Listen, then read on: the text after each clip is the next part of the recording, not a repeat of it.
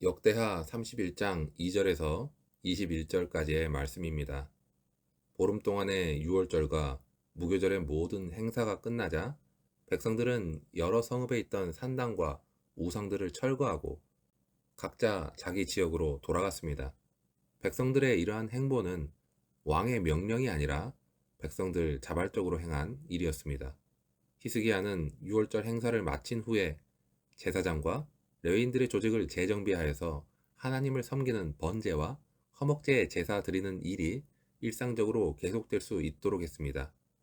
본래 레위 사람들에게는 따로 기업이 주어지지 않는 대신에 제사로 드리는 희생 제물의 일정 부분과 토지 소산 가운데 첫 열매와 그리고 다른 지파의 백성들이 드리는 11조가 주어졌습니다. 그 이유는 레위 지파가 전적으로 하나님의 일에만 전념할 수 있도록 하나님이 그렇게 명령하셨기 때문이었습니다. 하지만 하나님을 경외하는 신앙이 소홀해지자 백성들은 온전한 11조와 첫 열매를 드리는 일을 점점 경시하게 되었고 제사장과 레위인들의 생활은 그렇게 점점 피폐해져 갔습니다.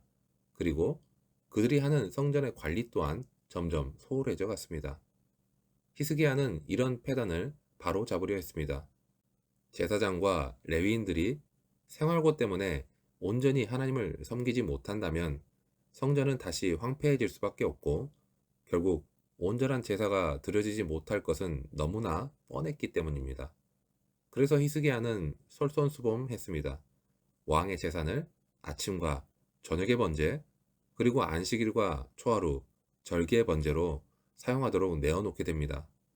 그렇게 자기의 재산 중 얼마를 내어놓은 후 백성들에게 제사장들과 레위인들의 생계를 책임지게 하여서 그들로 하여금 하나님의 사역을 하는데 어려움이 없게 할 것을 명령했습니다.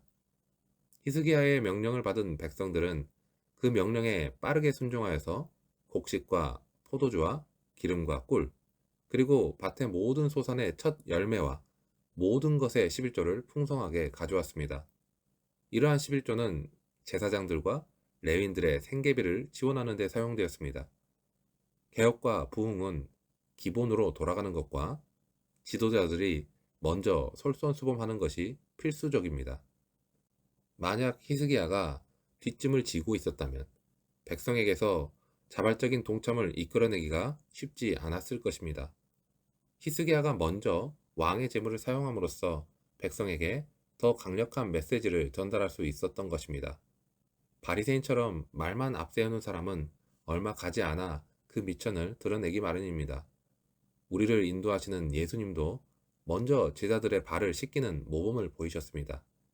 우리는 이러한 예수님의 낮아지심을 따라야 합니다. 항상 제자들에게 본을 보이신 예수님의 모범을 쫓아야 합니다. 우리 역시 주님이 말씀하신 것처럼 우리의 십자가를 지고 걸어가야 하는 것입니다. 그런데 예기치 않게 예루살렘 주민들로부터 시작된 11조 운동은 유다의 전 지역으로 확산되게 됩니다. 백성들의 자발적인 이 환불 운동은 무려 넉 달 동안이나 계속되었습니다. 넉 달이라는 기간은 모든 곡물이 추수되는 기간을 가리킨 것입니다. 즉 백성들이 곡물이 추수될 때마다 기쁜 마음으로 하나님께 예물을 바쳤다는 것을 가리킵니다. 온 이스라엘 자손은 소산의 첫 열매를 풍성히 드리고 11조를 바쳤습니다. 그런데 여기에서 유다 자손뿐만이 아니라 유다 성읍에 사는 이스라엘 자손까지도 이 11조를 드렸다는 사실은 중요한 것을 알려줍니다. 히스기야의 통치 영역 안에는 이미 이스라엘 사람들이 살고 있었다는 것입니다. 하나님께서 이스라엘 왕국은 망하게 하셨지만 거기에 속해 있던 백성은 버리지 않으셨습니다. 유다에 히스기야라는 선한 왕을 세우심으로 이스라엘의 남은 자들을 거두어서 하나님 나라를 이루어갈 수 있게 하신 것입니다.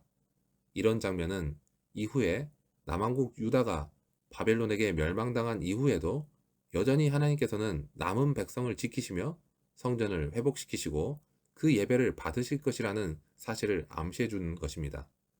백성들이 낸 헌물과 11조가 제사장과 레위인들의 생계비를 풍족하게 지급하고도 큰 더미를 이룰 만큼 많이 남게 되자 히스기야 왕은 남은 헌물과 11조를 바르게 보관하고 공정하게 분배할 10명의 관리들을 임명하게 됩니다. 그들은 헌물과 11조가 들어오면 그것을 창고지기 일을 맡은 레위인들에게 보관하게 하고 제사장과 레위인으로 족보에 기록된 3살 이상의 모든 사람에게 공정하게 분배하는 일을 맡겼습니다. 여기에서 레위인을 반열대로 등록했다라는 말은 다윗이 레위인들에게 정해주었던 직무 조직을 따랐다는 의미가 됩니다. 제사장들은 가문을 따랐는데 이것은 율법에 규정된 것임과 동시에 다윗이 조직한 것이기도 합니다. 히스기야의 이러한 조치는 다윗이 레위인들을 지명해서 성전 곳간과 성물 곳간을 맡겼던 것을 연상시키게 합니다.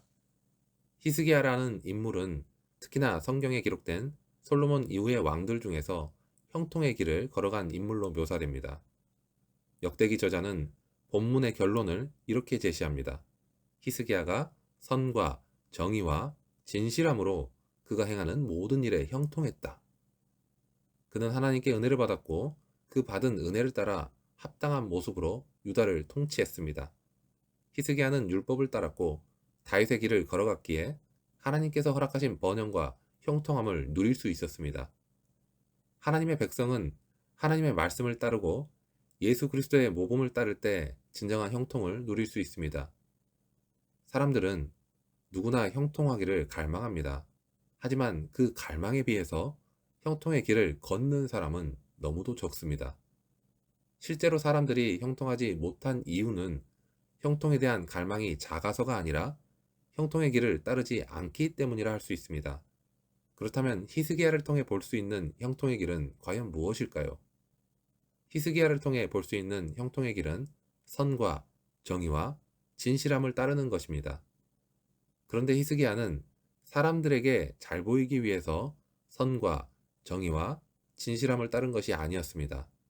히스기야의 목표는 오직 하나님이었습니다. 그는 오직 하나님께 보이려고 선과 정의와 진실함으로 행했습니다.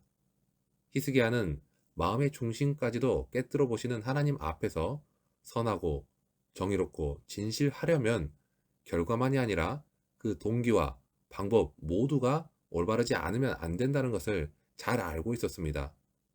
그래서 히스기야는 사람이 보든지 보지 않든지 하나님 앞에서 마음을 다하고 뜻을 다하여 선하고 정의롭고 진실하려 한 것입니다. 히스기야를 통해 볼 수 있는 두 번째 형통의 길은 율법을 지키고 하나님을 구하는 일에 전심을 다하는 것입니다. 히스기야는 전적으로 하나님을 의지했습니다. 잠언의 말씀처럼 범사에 하나님을 인정하면 하나님께서 그 길을 인도해 주십니다. 다른 것을 기웃거리려 하지 말고 오직 하나님과 하나님의 말씀 앞에서 정직해야 합니다. 하지만 세상의 가치들에 마음을 빼앗기면 오직 하나님의 말씀대로 살아가는 것이 미련하게 보이기 때문에 이렇게 사는 것이 불가능하게 됩니다. 심지어는 성도들마저도 이런 길은 불가능하다고 여기고 많은 경우에 세상의 가치 안에서 걷는 편한 길을 따르기도 합니다. 이 길은 빠르게 갈 수 있을지는 모릅니다. 하지만 언제 허물어질지 모르는 연약한 집안을 가지고 있습니다. 결국 반석 위가 아닌 모래 위에 지은 집은 무너진다라는 주님의 말씀과 같이 하나님과의 관계를 기반으로 한 믿음이 아닌 것은 자신이 두려워하고 피하고 싶은 상황이 생기게 되면 쉽게 무너지게 됩니다. 그런데 역시 문제는 우리가 너무 쉽게 죄를 허용한다는 현실적인 문제가 있습니다. 우리는 마치 하나님이 지금 나와 함께 하시지 않은 것처럼 살아가기도 합니다. 히스기야는 가장 높은 자리에 앉은 사람이었습니다. 하지만 자기 위에 하나님이 계신다는 것을 잊지 않았습니다.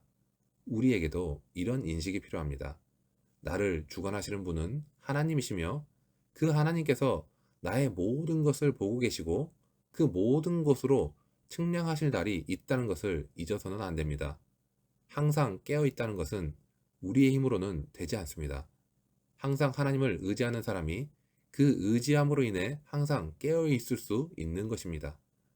하나님께서 원하시는 형통의 길은 주님이 걸어가신 좁은 길입니다. 세상의 가치관 안에서 나아가는 길은 넓고 빠르게 갈 수 있지만 그 길은 결국 하나님의 심판이 있습니다. 예수님께서 십자가를 지시고 낮아지셨다가 가장 높아지신 것처럼 주님의 뒤를 따르는 제자와 같은 우리도 주님과 같이 좁고 낮은 길로 나아가야 합니다.